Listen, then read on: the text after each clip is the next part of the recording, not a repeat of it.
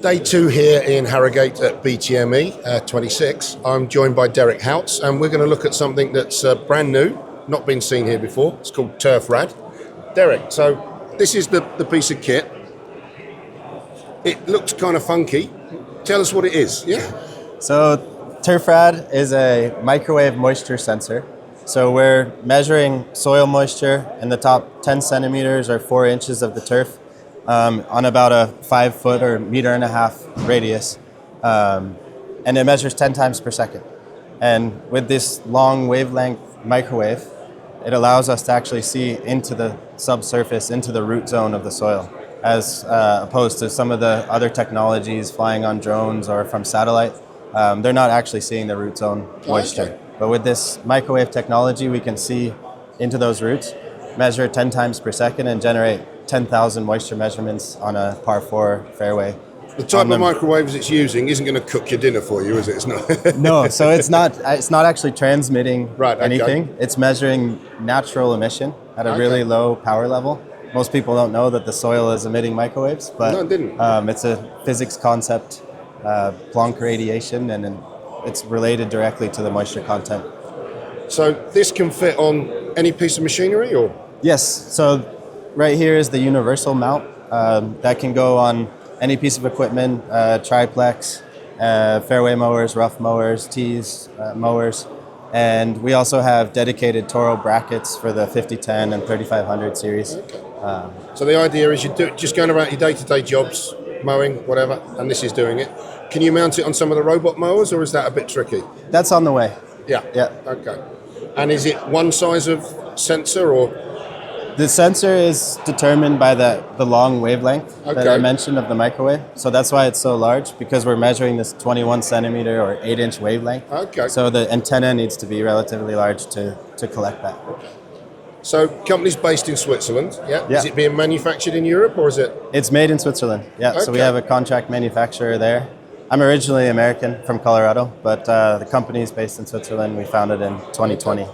So is this out in the market yet, or is it just a prototype? This is out in the market. So we started commercial sales in 2023, and this is our first time at this show in Europe, but we just onboarded the global Toro distribution network. So it's being sold through Resync in the UK and through Toro distributors in the rest of Europe.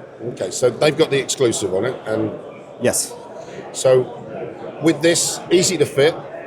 How easy is it for the greenkeeper, course manager, grounds manager to use? So it's actually operating automatically. So we have a mobile app to set it up. You connect to the sensor, you tell it the location of your maintenance facility, you say set location, you tell it your Wi-Fi network and Wi-Fi password, and then you can pretty much get rid of that mobile app after the setup. Right, okay. Every time you go out on the course, it starts measuring automatically. And then you come back to the maintenance facility, it uploads its data, and within 10 minutes you have moisture maps of your whole golf course. So if this is, going around the course when you're doing your day-to-day tasks, how many of these would you tend to fit? I mean, you're not going to fit one on every piece of kit, are you? Yeah, that's a good question. So often we recommend that you put it on every mower that's working on the fairways. So that's 2 to 3 on a typical 18-hole course. And on average, they're mowing 2 to 3 times per week. And we find that's the optimal setup. There is an option to put it on a utility cart. We have a mount with 2 sensors, kind of on a boom system, that would allow you to scan the whole course in about an hour and a half. Okay, but so you just go off and do it. That requires labor. Yeah. We like the kind of passive, you're already mowing anyway. Let's do it while something else is happening. Yeah. No extra time involved, no extra tasks. Exactly. Yeah, okay. One of this is kind of course conditions and the surface quality that you're producing. A big issue that is coming for the UK and across Europe as well is water management and water availability in particular. Yes.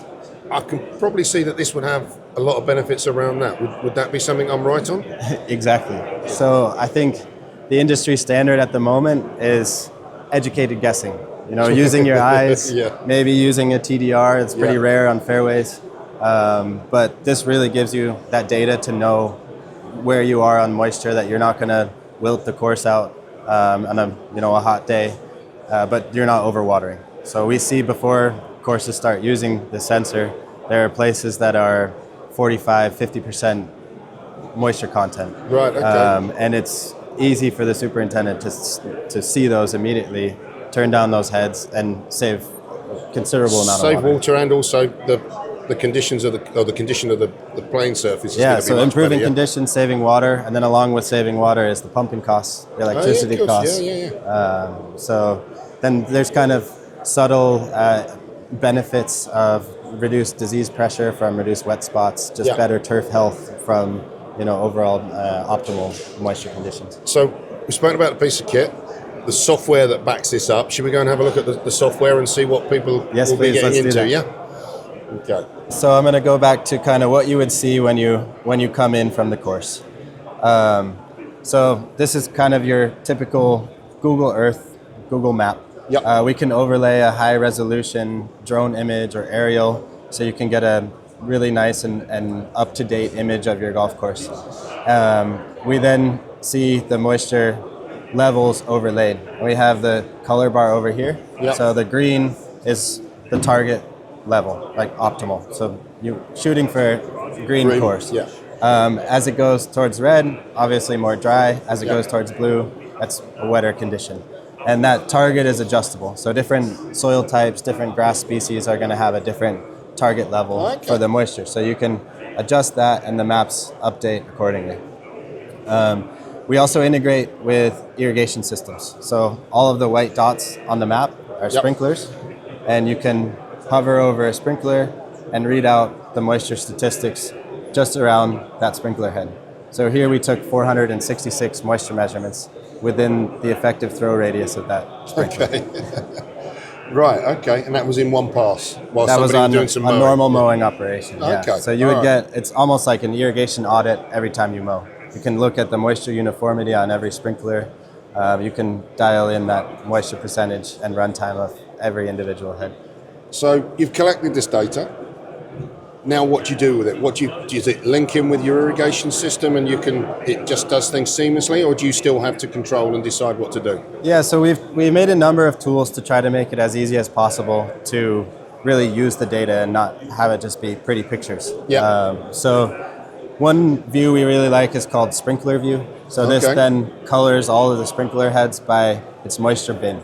So you can choose these levels, the different colors, and then you can quickly point out, okay, these 46 sprinklers are too wet. Gives you a list. You can zoom to each sprinkler and say, okay, those areas are too wet. I'm going to turn down the run times. We also have a new integration with Toro Link's irrigation systems that sends our data into Links and automates the runtime adjustments on those systems. So at the moment, are you focused on the golf sector? Yes, I would say, so our company TurfRad, we're involved a bit also in agriculture, construction, but turf is 90% of our business at the moment. And within the turf sector, is it all about golf, or are you looking at sports fields as well? We have a few football or soccer fields. No, football, not soccer. And we're testing on some horse race tracks. Oh, right, okay. In the UK? Cricket fields. Not currently in the UK. That's in Australia at the moment. Right, okay. And the cricket is in Australia as well, is it? Or is that over here? That's also, in Australia. It's Australia, okay. Well, we don't like Australia at the moment. So. Yeah, 4-1, we don't like that. Okay, so data-driven turf management is a real kind of foundation now of the industry, and that's obviously moving forward and forward. Do you see anything else coming into your portfolio that will expand from looking at what's going on with moisture levels? We have some things we're working on. Sprayer prescriptions are one. Right. So wetting agents are very commonly used in turf to hold the moisture or to flush the water down. And so with a moisture map, obviously it can be useful in these wetting agent spray prescriptions, as GPS sprayers also become more commonplace in the turf. So I also guess as well as managing your water usage, and I think something else that you mentioned was the cost of the actual electricity for pumping, etc.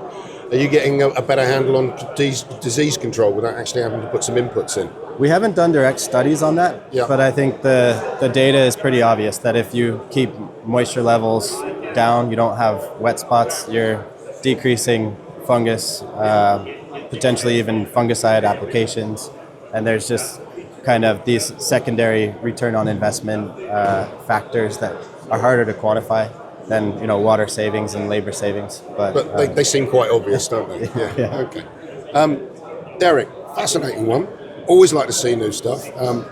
We hope to catch up with you again soon and see how this one develops. But it sounds like it's a long way down the line. So we wish you luck with it and hopefully see you soon. Yeah. Thank you very much. Thank you for your time.